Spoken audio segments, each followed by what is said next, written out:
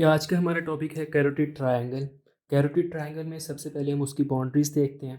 तो it is form by superior part of sternocleidomastoid, posterior belly of digastric and superior belly of omohyoid. तो ये तीन muscles हैं जो कि कैरोटिड ट्रायंगल की बाउंड्रीज बना रहे हैं। अब हम नेक्स्ट में इसका फ्लोर देखते हैं। ओके, इसके फ्लोर में सबसे पहले जो सुपीरियरली है that is the middle constrictor muscle of pharynx.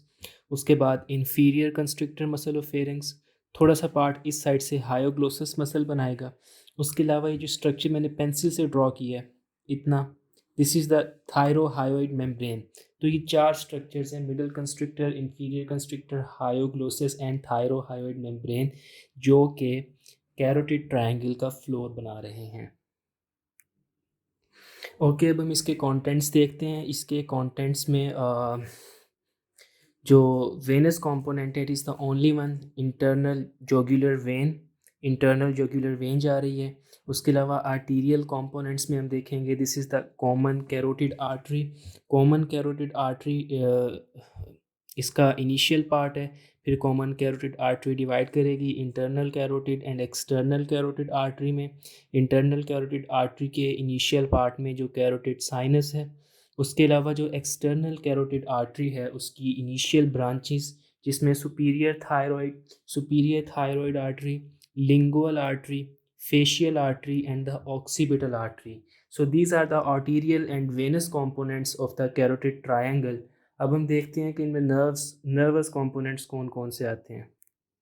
Okay, पहले हमने देखा this is the arterial component common carotid artery, then external carotid artery, internal carotid artery and then external carotid artery की branches. उसके अलावा हमने देखा venous component में internal jugular vein. अब हमने देखना है कि नर्व्स कौन कौन सी लाई कर रही हैं। तो इसमें क्रेनियल नर्व 11 है जिसे हम बोलते हैं एक्सेसरी नर्व। ठीक है, इसकी कोई ख़ास बात नहीं है, ख़ास रूट नहीं है इसमें। उसके अलावा क्रेनियल नर्व 10 है जिसे हम बोलते हैं vagus nerve. Vagus nerve throughout the triangle traverse करेगी थ्रू आउट द ट्रायंगल। उसके अलावा वेगस नर्व की कुछ ब्रांचेज हैं जो कि एक फेरेंजियल ब्रांच होगी जो फेरेंक्स को जाएगी।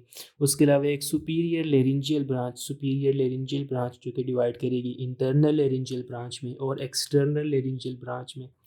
उसके अलावा हमारे पास जो थर्ड है that is the hypoglossal nerve, cranial nerve number 12। वो वो डायरेक्टली जाएगी और टंग के मसल को सप्लाई करेगी।